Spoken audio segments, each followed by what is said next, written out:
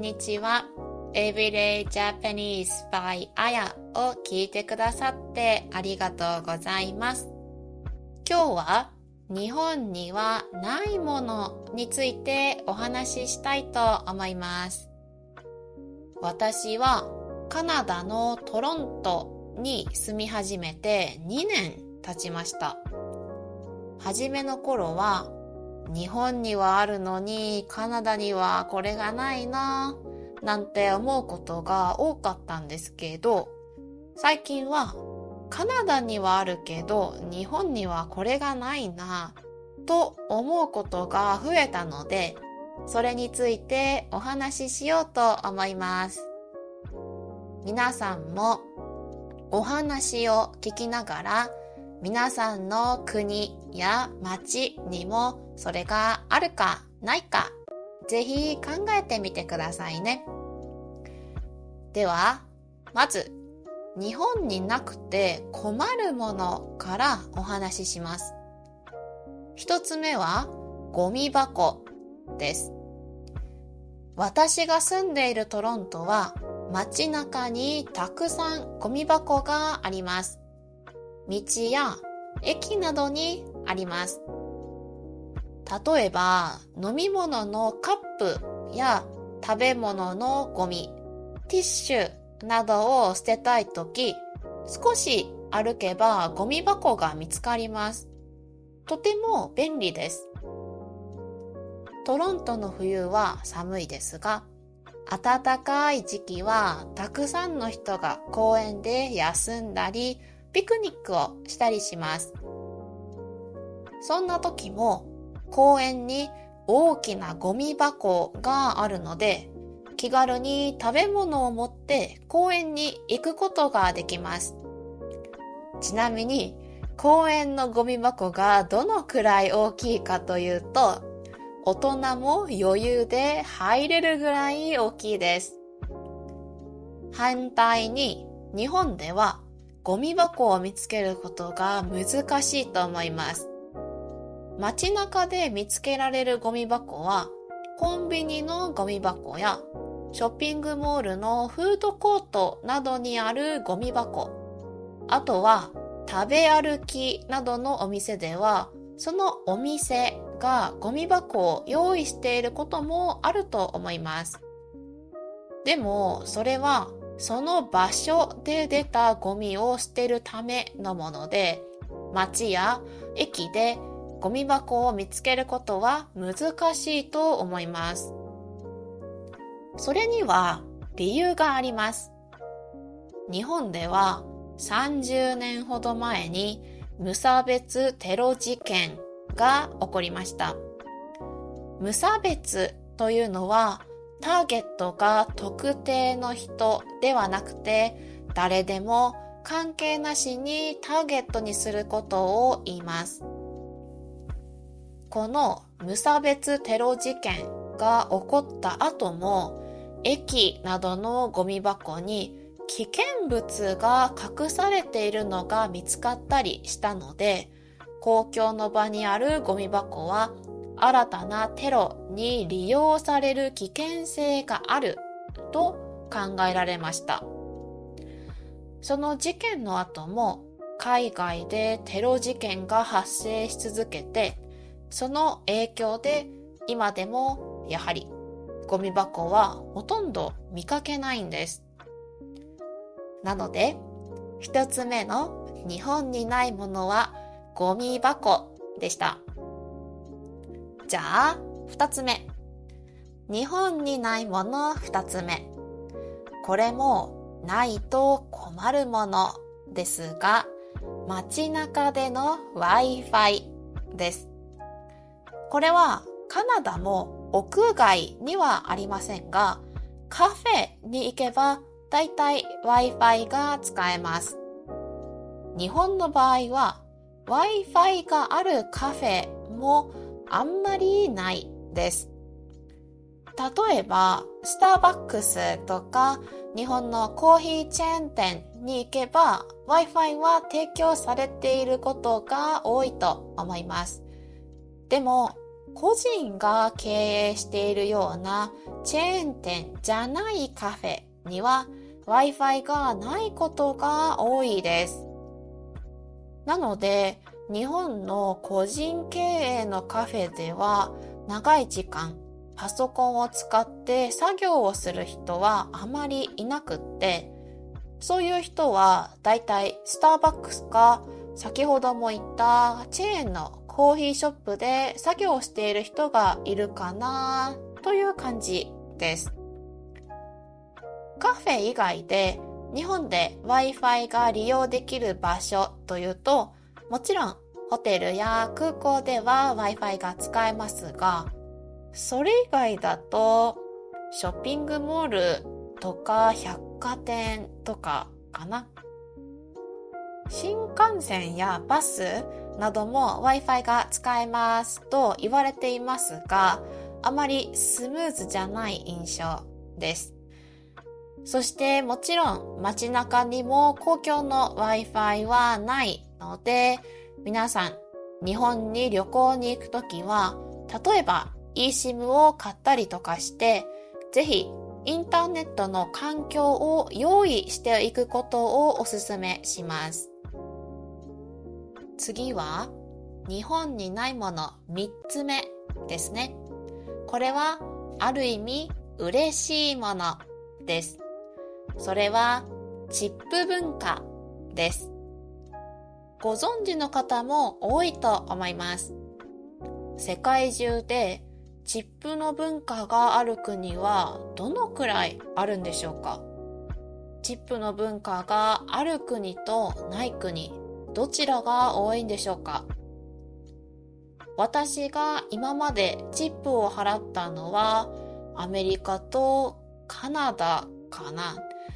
ヨーロッパに旅行に行った時はレストランとかではあんまり払った記憶がなくって、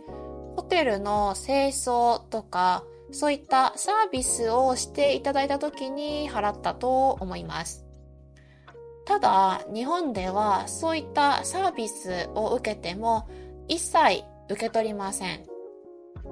カフェに行ってもレストランに行っても支払うお金は食べたものや飲んだものの料金と税金を払えばいいです。日本でチップを渡そうと思ってもいらないです、ダメですと断られることの方が多いんじゃないかなと思います。いいサービスを受けて嬉しかったなと思った時でもお礼の言葉を述べるとかが普通かなと思います。友達同士とかでお礼をしたいときは何かプレゼントをすることが多いですね。なので皆さんがもしどうしても何かお礼をしたいということであれば、小さなプレゼントとかを渡すのもいいかもしれません。続いて文化という面で言うと、トロントですごく心が温まるなぁと思うのが、ドアを開けて待っておいてくれるっていう文化ですね。これが日本ではあまり一般的ではありません。個人的に考えた理由ですけど、環境の違いもあると思います。例えばトロントは手で押したり引いたりして開ける扉が多いんですけど、日本だとそういった扉よりもセンサーで自動で開くものが多いですね。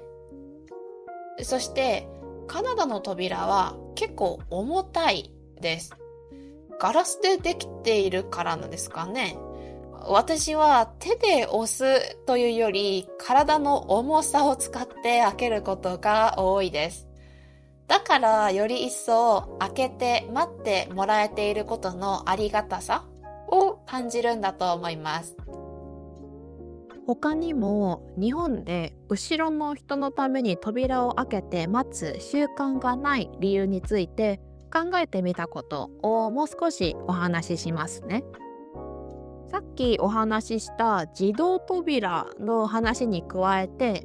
昔ながらの扉は引き戸って言って、前後に押したり引いたりする扉ではなくて、左右に開くタイプの扉が多いんですね。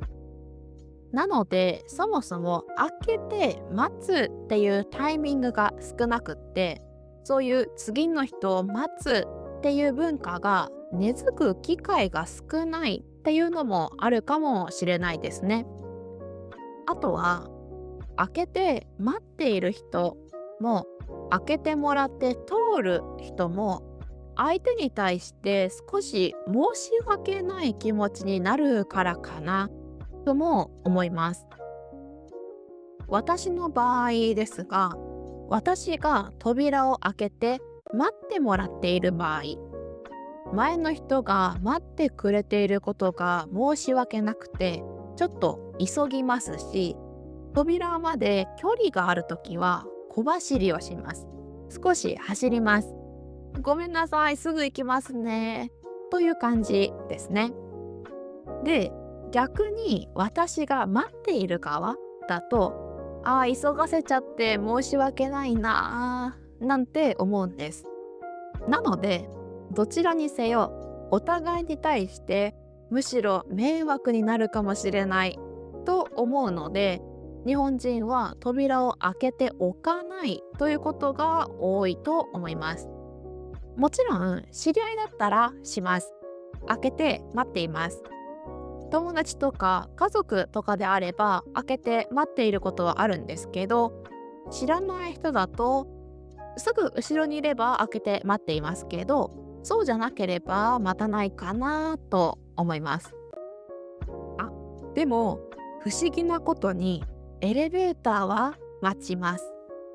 エレベーターに乗ってもうすぐ人が来そうだなっていう時は、エレベーターの開くのボタンを押して閉じないように、扉が閉まらないように待っていることが多いと思います。不思議ですね。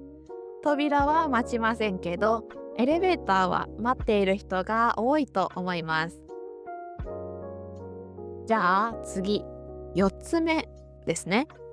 今度はスーパーのお話をしましょう。この間、エピソード34で日本のパンの話をしました。その中で日本には全粒粉とか、あとは雑穀とかシードが入っているようなパンがあんまり売っていないというお話をしました。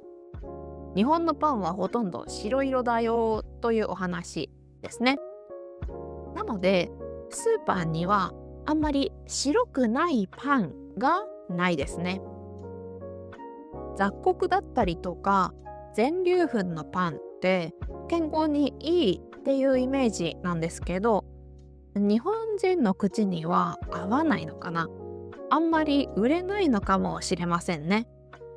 多分それが理由で、作っている会社もあんまりいないのかなと思っています。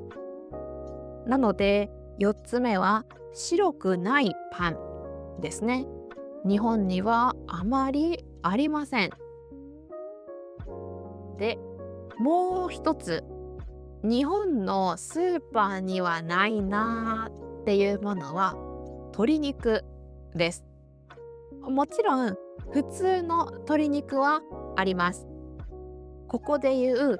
日本にない鶏肉というのは1羽丸ごとの鶏肉です。日本で売られている鶏肉は鶏胸肉とか鶏もも肉とか、あと手羽先、手羽元とかですね。そういうパーツ、部位に分かれて売られている鶏肉ばかりです。カットがされないまま鶏1羽そのままがパックされて売られているなんてことはほとんどないと思います。私は見たことがないです。コストコにはあるのかな、わからないんですけど、基本的に日本ではカットされていない鶏肉が売られているということはないと思います。理由は多分ですけど、鶏肉を1羽そのまま使う日本の料理っていうのがないからでしょうね。例えば韓国料理だとサムゲタンとか鶏をそのまま煮た料理がありますし、カナダだとチキンとかターキーとかをそのままオーブンに入れて焼くなんてこともあるみたいですね。でも日本の料理で鶏1羽をそのまま煮たり焼いたりする料理は思いつけません。そして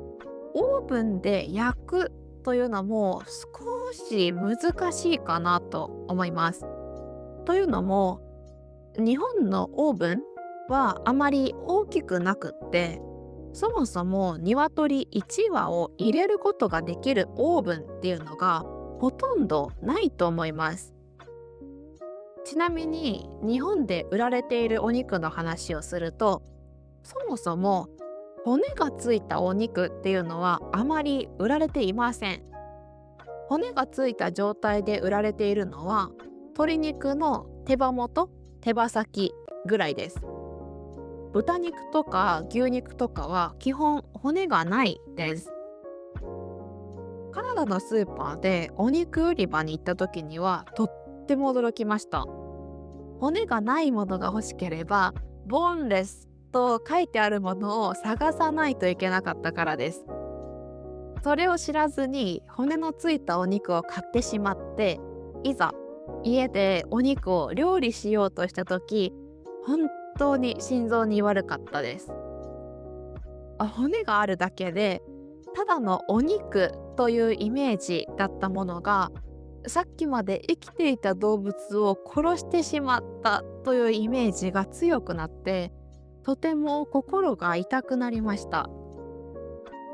もしかしたら日本でもスーパーじゃなくてお肉屋さんとかに行けば骨のついたお肉やカットされていない鶏肉もあるのかもしれないんですけど、日本の普通のスーパーではほとんど見かけません。どうでしたか？皆さんの国には今日お話しした5つのものはありますか？今日は私が最近気がついたものについてお話ししてみました。もし皆さんが日本に旅行に行ったり住んでみて、これなくて困るなみたいなことがあったら、ぜひぜひコメントでシェアをしてもらえると嬉しいです。